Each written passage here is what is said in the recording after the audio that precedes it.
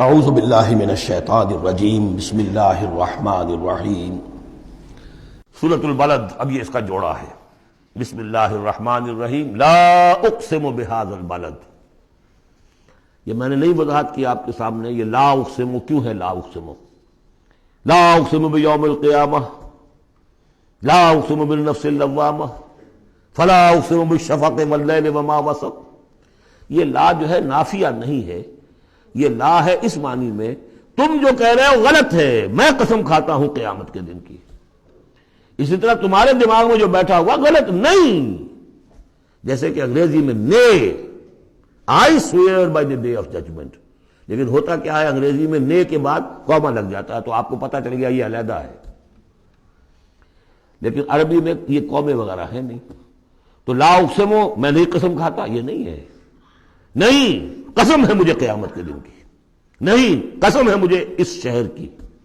کون سا شہر؟ مکہ مکرمہ۔ کیوں؟ یہ ابھی بات میں واضح ہو جائے گی۔ وَأَنْتَ حِلٌّ بِهَذَا الْبَلَدِ، اور اے نبی آپ حلال کر لیے گئے ہیں اس شہر میں۔ اور کچھ لوگوں نے ترجمہ کیا ہے آپ کے لیے حلال ہو جائے گا یہ شہر، یعنی یہ کہ ایک وقت آئے گا کہ اس شہر میں خونریزی کرنا آپ کے لیے اس کی اجازت ہو جائے گی، حالانکہ یہ جو ہے بلد الحرام ہے۔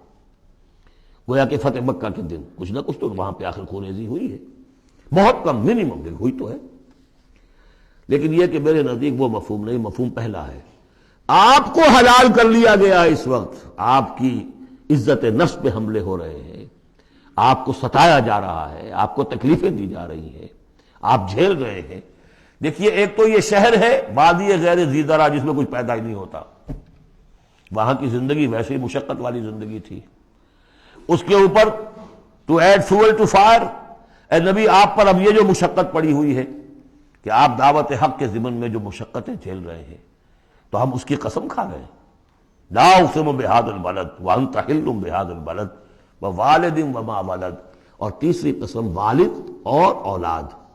یہ ایک اور مشقت ہے جو انسان پر ہے، اولاد کا پالنا، پروان چڑھانا، پرورش کرنا، کتنا بڑا بوجھ۔ یہ قسمیں کھا کر کیا کہا؟ لقد خلقنا الانسان فی کبد، ہم نے انسان کو محنت و مشقت ہی میں پیدا کیا ہے۔ یہ گویا کہ اس کے ساتھ جوڑ لیجئے، یا ایھا الانسان انک کادح الی ربک کدحا فملاقیہ۔ تو میں نے اس وقت بھی عرض کیا تھا غالب کے جو دو اشعار ہیں، قید حیات و بند غم اصل میں دونوں ایک ہیں، بہت سے پہلے آدمی غم سے نجات پائے کیوں۔ مشقت تو یہاں ہر ایک کے لیے، محنت ہے، مشقت ہے، تکلیف ہے، مسائل ہیں، پریشانیاں ہیں، کوفت ہے، ہر شخص کے لیے۔ بس ذرا سا فرق ہے، کوئی ایئر کنڈیشن کمرے میں بیٹھا ہوا ہے لیکن چین نہیں ہے، ایئر کنڈیشن کمروں کے اندر مخملی گدیلوں پر نیند نہیں آ رہی ہے۔ کوئی شخص ہے کہ جس کو مشقت جو ہے جسمانی ہے، کسی کی مشقت جو ہے وہ نفسیاتی ہے، مشقت ہے۔ لقد خلقنا الانسان فی کبد، یہاں کوئی بھی اس کبد سے، اس مشقت سے مستثنا نہیں ہے۔ قید حیات و بند غم اصل میں دونوں ایک ہیں، موت سے پہلے آدمی غم سے نجات پائے کیوں۔ لیکن وہاں سورہ انشقاق میں اس سے اگلا مرحلہ ہے کہ ہم تو گھبرا کے یہ کہتے ہیں کہ مر جائیں گے، مر کے بھی چین نہ پایا تو کدھر جائیں گے، مرنے کے بعد پھر کھڑے ہونا ہے اللہ کے حضور میں جا کر۔ فملاقیہ یا ایھا الانسان انک کادح الی ربک کدحا فملاقیہ فاما من اوتی کتابہ بیمینہ۔ اب یہ وہاں پر مسئلہ ہو جائے گا۔ تو انسان کے لیے مشقت اور محنت جو ہے یہ اس کا مقدر ہے۔ ووالد وما ولد لقد خلقنا الانسان فی کبد ایحسب ان لن یقدر علیہ احد۔ اس محنت و مشقت میں جو انسان پڑے ہوئے ہیں ان کے تمرد کا حال دیکھو، ابو جہل کو دیکھو اکڑا ہوا ہے۔ اگر ان کے لیے دنیا میں آسانیاں ہوتی تو یہ کیا کرتے، کیا ستم ڈھاتے، کیا بغاوتیں کرتے۔ کیا انسان یہ سمجھتا ہے کہ اس کے اوپر کوئی قابو نہیں پائے گا؟ یقول اہلکت مالا لبدا، یہ اب ان کا کلچر ہے، بڑے فخر سے کہتا ہے میں نے تو بڑا ڈھیروں مال جو ہے شیخی مارتا ہے، میں نے ہلاک کر دیا، میں نے کھانے کھلائے، غریبوں کو کھلائے۔ یہ بھی ان کی مسابقت رہتی تھی ان میں جو لوگ تھے۔ اب ابو جہل کا بھی قول یہی ہے نا، جب اس سے پوچھا گیا کہ کیا تمہارے خیال میں محمد جھوٹے ہیں صلی اللہ علیہ وسلم، انہوں نے کہا نہیں ان کا بھی جھوٹ نہیں بولا۔ پھر تم کیوں نہیں ان پر ایمان لاتے؟ کہ بھائی بات یہ ہے ہمارا ان کا مقابلہ تھا، بنو ہاشم کا اور ہمارے خاندان کا۔ انہوں نے کھانے کھلائے، ہم نے ان سے بڑھ کر کھلائے، انہوں نے اور خدمت کی، حجاج کی، ہم نے ان سے بڑھ کر کی۔ ابھی تک تو ہم کندھے سے کندھا جوڑے چلے آ رہے ہیں، اب اگر ہم ان کی نبوت مان لیں تو ہم تو ہمیشہ کے لیے غلام ہو جائیں گے، یہ صورت مجھے گوارا نہیں۔ Give the devil his due، اس نے بالکل صحیح بات کہہ دی، جھوٹا میں نہیں سمجھتا محمد کو صلی اللہ علیہ وسلم۔ کتنا اخلاقی روب تھا حضور کا اس پر، وہ ہم پڑھ لیں گے آگے چل کر، جب سورہ علق ہم پڑھیں گے، وہ بعد میں اسی وقت کے لیے موضوع ہے۔ تو وہ شیخی مارتے تھے، میں نے اتنا مال ہلاک کر دیا، اتنا خرچ کیا، اتنا غریبوں میں لٹایا۔ اَيَحْسَبُ أَن لَّمْ يَرَهُ أَحَدٌ، کیا اس کا گمان ہے اسے کسی نے دیکھا نہیں ہے؟ اگر تو واقعتاً اس نے نیکی کی تھی تو جس کے لیے نیکی کی تھی اس نے تو دیکھ لیا ہے، بیان کیوں کر رہا ہے؟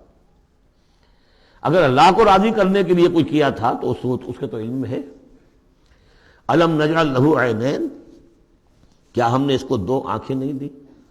وَلِسَانًا وَشَفَتَيْنِ، اور زبان دی اور دو ہونٹ دیے۔ وَهَدَيْنَاهُ النَّجْدَيْنِ، اور ہم نے اس کو راہ دکھلا دی دو گھاٹیوں کی، دو گھاٹیوں کی ہدایت دے دی۔ اس میں عام رائے تو یہ ہے کہ اس سے مراد ہے نیکی اور بدی، لیکن یہ کہ مجھے اس رائے سے زیادہ اتفاق ہے جن کے خیال میں اس سے مراد ہیں ماں کی دو چھاتیاں، ابھار ہوتے ہیں، نجدین اس کو کہتے ہیں جو چیز ابھری ہوئی ہو۔ یہ جبلی ہدایت ہے جو بچہ لے کر آیا ہے۔ کس نے پڑھایا اس کو؟ کس نے یہ سکھایا ہے اس کو کہ جاؤ چوسو اور تمہارے اندر دودھ آ جائے گا، تمہیں جو ہے غذا مل جائے گی؟ یہ ہدایت ہے اللہ کی، وہ میں نے عرض کیا تھا جبلی ہدایت۔ الذی خلق فسوی والذی قدر فہدی، یہ ہدایت تو وہ لے کے آیا بچہ، اسے معلوم میری غذا کہاں ہے۔ اس کی ماں میں، اس کے منہ میں جاتا ہے ماں کا دودھ اور وہ اس کو چوستا ہے اور پیتا ہے، کہیں سے سیکھ کر آیا ہے، کوئی ٹریننگ اس کو دی گئی ہے۔ وَهَدَيْنَاهُ النَّجْدَيْنِ، بہرحال دونوں معنی آپ ذہن میں رکھیے۔ فَلَقْتَحَمَ الْعَقَبَةَ، لیکن وہ گھاٹی کو عبور نہ کر سکا۔ گھاٹی کون سی ہے بھائی؟ وَمَا أَدْرَاكَ مَا الْعَقَبَةُ، جانتے ہو وہ گھاٹی کون سی ہے؟ فَكُّ رَقَبَةٍ، کسی گردن کا چھڑا دینا، آزاد کر دینا، کسی غلام کو آزاد کرا دینا اپنا مال خرچ کر کے، یا کسی مقروض کا قرضہ ادا کر دینا اپنے مال سے۔ او اطعام فی یوم ذی مسغبہ، یا کھانا کھلا دینا بھوک کے دن جبکہ اپنے بھی لالے پڑے ہوئے ہوں، قحط کا عالم ہو، اور آدمی کو نظر آ رہا ہو کہ میرا اپنا سٹور بھی جو ہے گندم کا ختم ہو رہا ہے، پھر بھی کھانا کھلائے بھوکے کو۔ یتیماً ذا مقربۃ، اس یتیم کو کہ جو قرابت دار بھی ہے، بھتیجا ہے، بھانجا ہے۔ او مسکیناً ذا متربہ، یا وہ محتاج جو مٹی میں رل رہا ہے۔ ثم كان من الذين آمنوا وتواصوا بالصبر وتواصوا بالمرحمہ۔ دیکھیے یہ ہے وہ فلسفہ جو سورہ حدید میں آیا تھا، اب اچھی طرح سمجھ لیجئے۔ اس میں سے انسان کا، اس گھاٹی میں سے نکل جائے گا تو آگے رستہ صاف ہے۔ وہ اصل جو بریک لگا ہوا ہے وہ مال کی محبت کا ہے، اس کو کھولو گے پھر گاڑی چلاؤ، چلے گی گاڑی۔ جس کے دل میں یہ مال کی محبت ہے، جو مال کو خرچ نہیں کر سکتا کسی بھی ضرورت مند کے اوپر، کسی ادائے حقوق کے اندر، اب وہ شخص جو ہے وہ تو گویا کہ اس گھاٹی سے نکلا ہی نہیں۔ اسے ایمان کی کہاں نعمت میسر آئے گی، ایمان لے بھی آئے گا اس حال میں تو منافق ہوگا۔ سمجھ رہے ہیں میری بات کو؟ اگر یہ گند دل میں سے نکلا نہیں، پاک نہیں ہوا، تو ایمان لے بھی آئے گا کسی وجہ سے تو منافق بنے گا، مومن تو نہیں بن سکتا صحیح معنی میں۔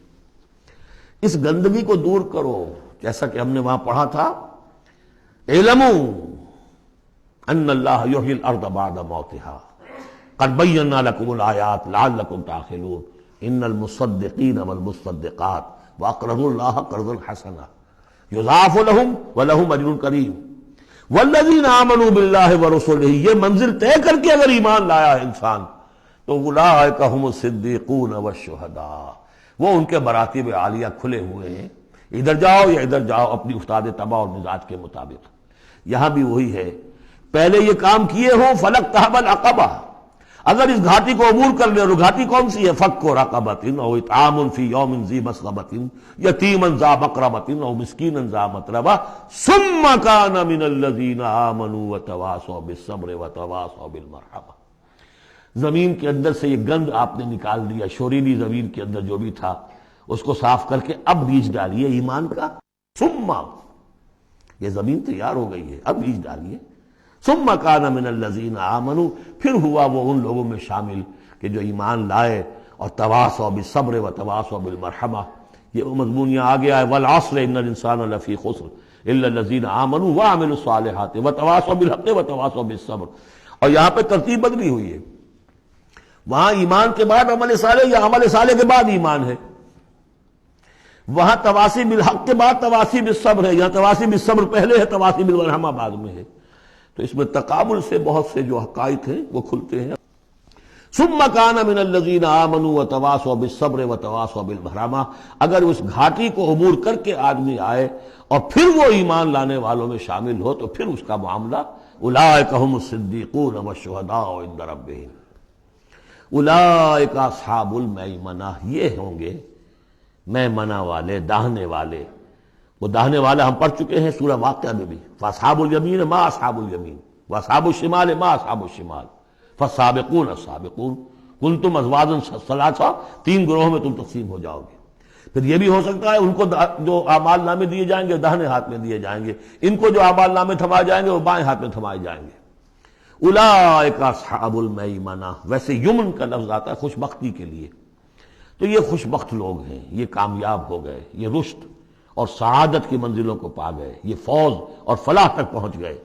والذین کفروا بآیاتنا، اور جو لوگ ہماری آیات کا انکار کریں گے، ہم اصحاب المشأمہ، وہ ہوں گے کم بختی والے، علیہم نار موصدہ، ان پر آگ بند کر دی جائے گی۔